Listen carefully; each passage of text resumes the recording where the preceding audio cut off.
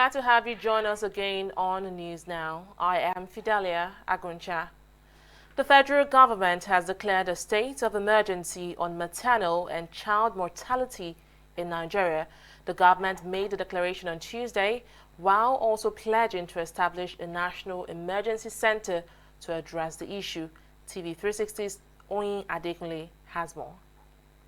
The high rate of maternal, newborn and infant mortality remains a major cause for concern, and the inadequate efforts to stem the trend has necessitated this gathering. It is reported that in Nigeria, approximately 145 women die from preventable causes related to pregnancy and childbirth, while 2,300 children under 5 die mainly from preventable causes. In a bid to contain this disaster, the executive director of the National Primary Health Care Development Agency has now declared a state of public concern on maternal, newborn and child deaths occurring at primary health care centers at community levels. Having noted the high rate of maternal, newborn and under 5 child mortality and the insufficiency of our current efforts to reverse the trend, I hereby declare a state of public health concern on maternal, newborn, and child deaths occurring at the primary healthcare and community levels, and a decision to establish a national coordination center within NPHCDA to provide oversight on RMNCAH plus N activities at the primary healthcare level. This center shall be called the National Emergency Maternal and Child Health Intervention Center, NEMCHIC. Other stakeholders across various divides in the health sector also give their take on how to encourage people, mostly at the rural areas, to access the primary healthcare centers. On our part, the traditional rulers have also been sensitizing our people, and I'm happy that after this launch, more communities will be aware of the mortality rate. It is alarming. Not much has been done to sensitize the world or the country and the people about that loss going on non-stop. So this is the right step in the right direction. We have decided to take the bull by the horn and having put our hands to the plow, there is no looking back. Living is a human right. People have the right to live, have the right to life, have the right to health. They have the right to dignity. There is also an issue of inequality because it's not every person or every community or every class of people that are dying the same. They are the poorest who are dying the more. They are them who are there in the remotest villages, difficult to reach, without health facility, who are dying more than those who are better off.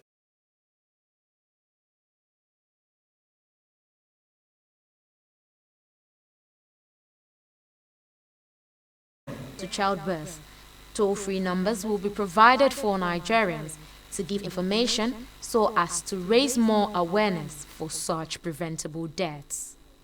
Oyin Adekunle, TV360, Nigeria. The Senate on Tuesday confirmed the appointment of Paul Tafa as chairman of the North-East Development Commission, NEDC. The lawmakers also confirmed the appointment of Mohammed Al-Khali as the managing director and chief executive officer of the NEDC alongside 9 other members. Tunji Oye has more. The board of the North-East Development Commission is made up of 11 members with Major General Paul Tafa retired as chairman, Mohammed Al-Khali as managing director, chief executive officer, and 9 others. Senate Committee Chairman on Special Duties Abdul Aziz Inyako told the Senate that the nominees have been scrutinized by the committee with their report from security agencies thoroughly verified. Some lawmakers, however, questioned why the managing director and chief executive officer is from Borno State when the commission is also cited in the same state. But I don't know what must have brought the reason why this commission, which is domiciled in Borno State, and the chief executive is from Borno State. But I think we need to get some clarification on that. We agreed that if the headquarters should be in Borno, then somebody else should be the MD. Unfortunately for us, when we went and we had our conference with the House, since it was a matter of vote, there were more of them that were inclined to the MD coming from Borno. It was the House bill. It was the House bill that came with zoning in the within the states. You understand what I mean? With the states of the Northeast, it was the House bill that came with that. The Senate bill did not have that aspect. Then when they now came, they now overwhelmed us with their votes.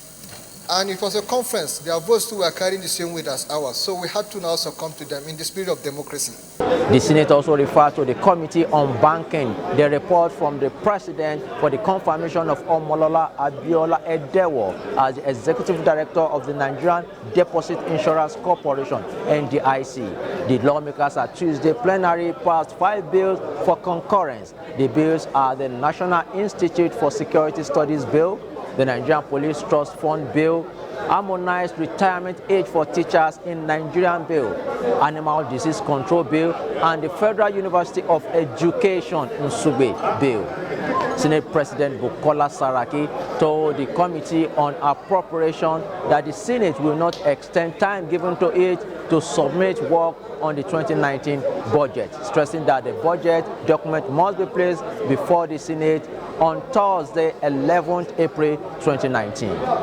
All committees should submit, and those that don't submit, then the appropriation should use the executive submission. So I think that position is still where we are, and I want to appeal to all our committees. You really have just till tomorrow ready to make sure that the report gets to you, because Thursday you must lay this report here, Vice Chairman of Appropriation. If you don't get a report from our committees by tomorrow, then you just use the submission of the executive. But come Thursday, here you must lay that report, and that is the position we have taken. The Senate President has promised that work on the budget will be concluded before the lawmakers proceed on Easter break. From Abuja, Sunjoye, TV360 News. Meanwhile, the Senate has passed the Nigerian Police Trust Fund Bill. The bill, alongside 3 others, were read and passed for the second and third time during plenary on Tuesday.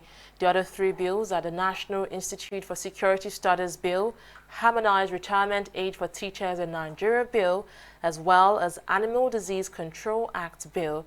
Reacting to the passage of the Nigeria Police Trust Fund Bill, Senate President Bukola Saraki noted that it would help in improving the security architecture of Nigeria. He further added that it would provide the funding needed for training and recruitment of police officers. The Minister of Information and Culture, Lai Mohammed, has defended the budget of agencies under his ministry before the Senate Committee on Culture and Tourism. During the defense, the committee threw questions at the minister requesting justification for the budgetary allocation requested by the ministry. In 2019, you were asking for 35 million for those centers.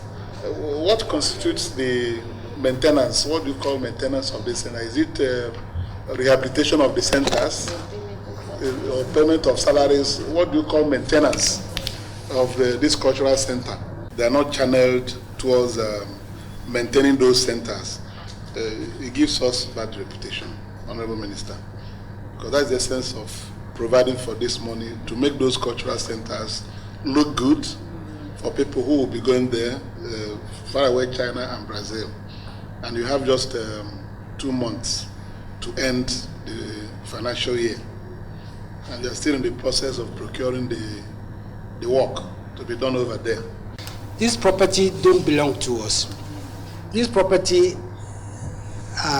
hired properties. So we must every year pay rent on them.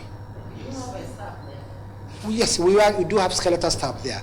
The embassies actually, try to help us. And they are the ones that actually even put pressure on us because they put pressure on them. And we've almost lost some of these, we've almost lost these two centers due to non-payment. As a matter of fact, I think last year we had to send a team to Brazil in particular to look into the bill they were asking us for because it was a bit too much. And that what we are proposing here is as a result of the successful trip where we're able to actually beat down the rent, beat down the overhead cost. But it's again as a result of late releases like this that these things keep mounting. And as long as you're in a property, you continue to pay annually for it, no matter how late you pay. The committee also queried the ministry's request for equipment, which they say has become an annual ritual with no explanation on how the money is spent. Every year we see purchase of equipment. That same item. Everything that we approved for last year is the same thing that we come. The template and the National Assembly will be complaining about this template. Even some of the MDs, they don't need all these things, but because it's the template, so it goes to them. Either they want it or they don't want it. It goes to them. Whereas there are some other things that is very, very important and crucial to them, but they are not getting money for it. But they are putting money on all these unnecessary things. I won't be surprised now if the minister is presenting this year's budget again and we are seeing purchase of office equipment.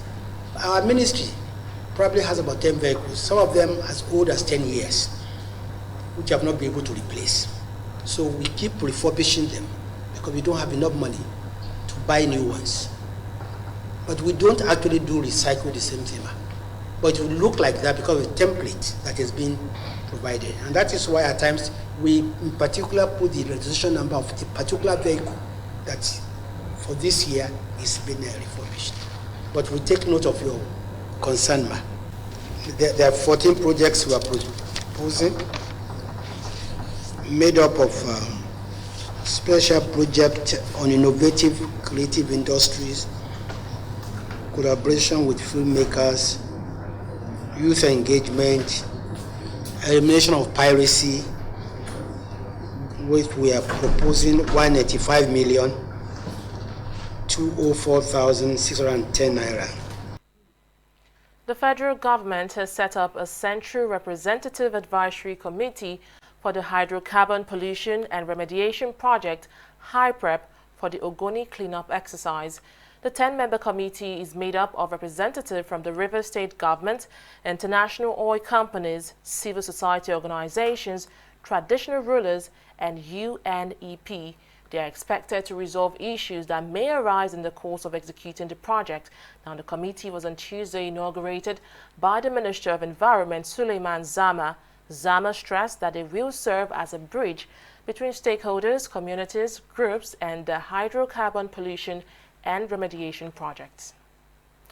The People's Democratic Party, PDP, is demanding an explanation from the Buhari-led administration on the country's growing debt profile. The PDP, in a statement by its spokesperson, Kola Ologbodiyan, said between 2015 and 2018, Nigeria's debt stock increased from 12.12 trillion naira to 24.38 trillion naira. Ologbodiyan in the statement argued that the current government has taken on a culture of unexplained borrowing without anything to show for it in terms of development projects across the country. The party also claimed that some of the money borrowed was used to fund the campaign of the All Progressives Congress in the wake of the 2019 general elections. It is now urging the National Assembly to probe the increase in debt profile and also limit the government's ability to take loans at will. Well, 2 Nigerians have been killed in South Africa in what seems like the latest xenophobic attacks on foreigners in that country. The victims were stabbed to death in Johannesburg and Cape Town on April 5th and April 6, 2019, respectively. The Assistant Public Relations Officer, Nigeria Union in South Africa, Odefa Ikele, confirmed their death, saying one of the victims was killed by 3 unidentified colored South African men after an argument. These latest killings add to the long list of Nigerians killed in South Africa in the past years. The Police Service Commission has dismissed 9 senior police officers and demoted 6 others for different cases of misconduct. It also approved severe punishment for 5 officers and serious reprimand for another 5. According to the Commission, the decision was reached following the outcome of its 5th plenary meeting. The 9 officers dismissed include Abdul Ahmed, a superintendent of police who would also be prosecuted, as well as Adamu Abare, another superintendent who had his promotion from SP to CSP withdrawn from before his dismissal. Others are DSP Osondo Christian, DSP Samson Ahimidu, and DSP Pius Timiala, who would be prosecuted and whose promotion from DSP to SP was withdrawn. The Nigerian Air Force says it has destroyed an Islamic State of West Africa province terrorist hideout and killed some of their fighters at Tubun-Zarami in the northern part of Borno State. A statement by the force spokesperson, Air Commodore Ibikunle Daramola, disclosed that the Air Task Force of Operation Lafia Adole recorded the feat on Monday. It explained that the troops conducted airstrikes as part of the ongoing air campaign of Operation Yanshin Taki, aimed at flushing out ISWAP elements from islands on the fringes of the Lake Chad. The Defense and Police Officers' Wives Association, DEPOA, is offering assistance to widows of fallen heroes and people with special needs. The group, in celebration of the 2019 DEPOA Week, held a dinner party in Abuja where they awarded gifts and other forms of support to the affected individuals. It is to be noted that some issues, such as peace, love, unity, and especially the need to extend goodwill to our brothers and sisters, are relevant to the day-to-day activities of humankind. It is one of the strong policies of DEPOA to encourage others, particularly people in need of succor, to live fulfilled lives. She came all the way from Enugu. She did not only take people around her, but she deep hands in other states to call us. God continue to bless her and strengthen her. I will say it's a mixed one to be a widow, but for the fact, the privilege to be here, to benefit from the poor, I'm very happy, I'm excited. All those items are very useful for persons with visual impairment in the sense that the cane is more like the eyes of the blind when it comes to movement, the guide cane. Now, the braille machines will go a long way in helping the students to take down their notes, and the braille papers there. These are things we lack in this country. I was so surprised to have seen the Chief of Defense Staff's wife providing those things for us. We are very, very grateful to her. Well, up next is news from the world of business. After this break, don't go away.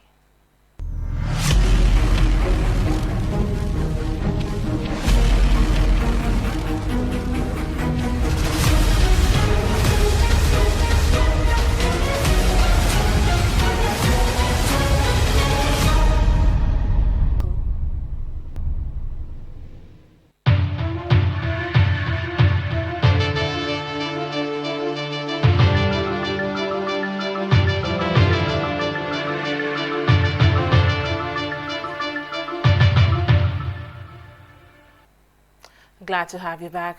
Well, let's now join Annetta Felix for the latest in business. Hello, Annetta. Hello, Fidelia. So tell me what's making headlines over there.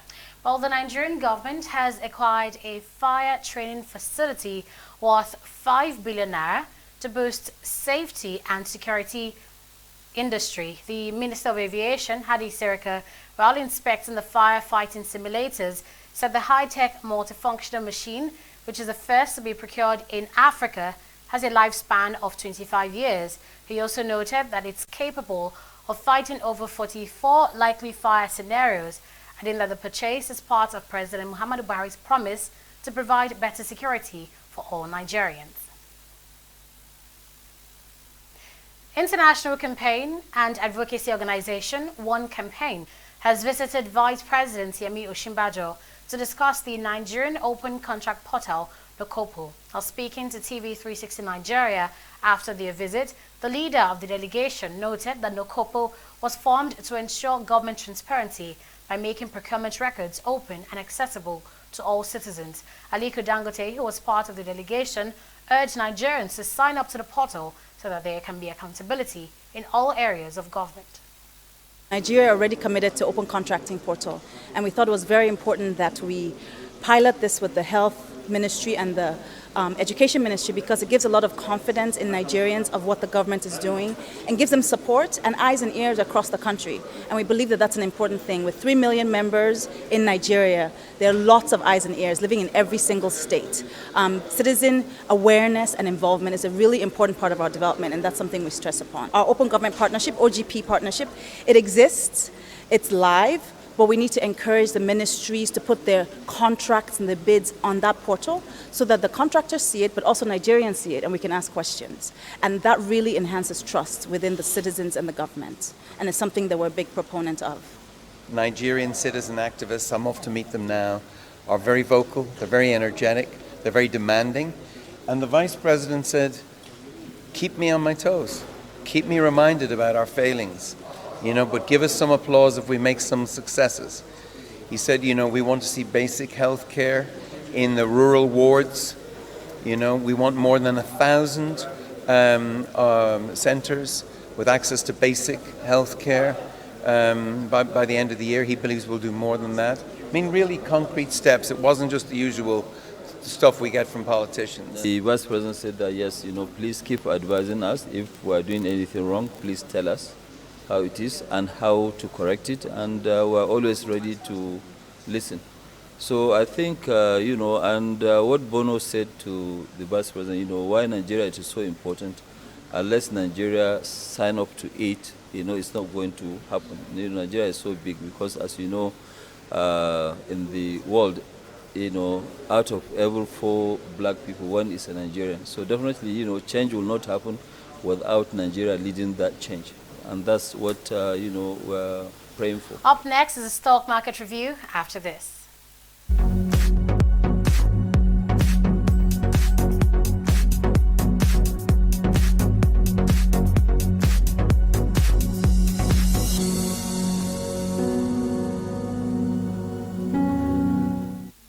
The bears are in the markets for the second time this week, dragging the all-share index down by 0.04%, and that's to close at 29,149.46 basis points, while the market capitalization drops to 10.948 trillion naira. Now recall that the week began on a bearish footing, falling below the 11 trillion naira mark on the market cap.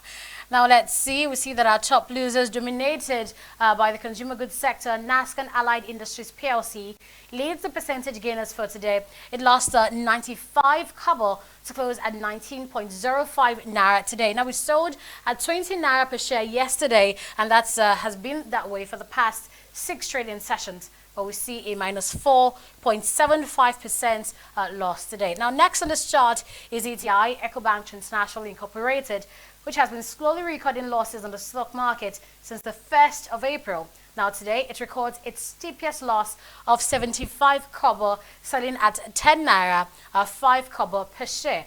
And next up is Dangote Cement, also recording its lowest value in the past week. And lastly, we have Dangote Sugar. Now there's news that Dangote Sugar is set to produce a record 1.5 million metric tons of refined sugar from locally grown sugarcane, and that the company will be ready to export its product in 10 years. Now, that's a long way from now, and today investors are not having it. Shares of Dangote Sugar declined by minus 2.18% to sell at 13 naira and 45 kobo today. Let's see our top gainers, the percentage gainers today, led by the financial services sector. Stanbic IBTC Bank, Guaranty Trust Bank, Nigerian Breweries and Access Bank are all making gains of 6.48%, 7.77%, 0.33% and 1.79% respectively. And here's the market summary for you. A total of 374.026 million shares traded, worth 3.057 billion naira, transacted in 3,634 deals. Now let's see what's up in the global stock market. We see that the Financial Times and London Stock Exchange FTSE is in the reds today, declining by 0.35%. London's main share index lost as Rolls-Royce weakened after the US proposed a list of EU goods for retaliatory tariffs, while investors awaited updates on the postponement of Britain's exit from the EU. We see that UK stocks are also declining, lost ground today, the Dow off by 0.52%. Nikkei is however in the greens. Good news for investors in that country. In Japan, 0.19% increase. And that's it from here, Fidelia. Well, thank you so much, Annetta, for that update. Let's now shift our focus to the foreign scene, where at least 847 people have been reported killed in the aftermath of Cyclone Idai, which ravaged Mozambique, Zimbabwe and Malawi. In addition to the death, hundreds of thousands of people are still in need of food, water and shelter in the three countries. Cyclone Idai landed on the night of March 14 near the port city of Beira, bringing heavy winds and rains. According to the United Nations and government officials, 602 people were killed in Mozambique, 1,641 were injured, and about 239,000 houses were damaged or destroyed. Also, there are 2,772 confirmed cholera cases, which has resulted in 5 deaths. Well, Algeria's president has appointed, Parliament actually has appointed the Upper House chairman Abdelkader Ben Salah as interim leader to replace former President Abdelaziz Bouteflika for the next 90 days. Ben Salah, who was a key ally of Bouteflika, will run the country during the transition period in the run-up to a presidential election. That's according to the country's constitution.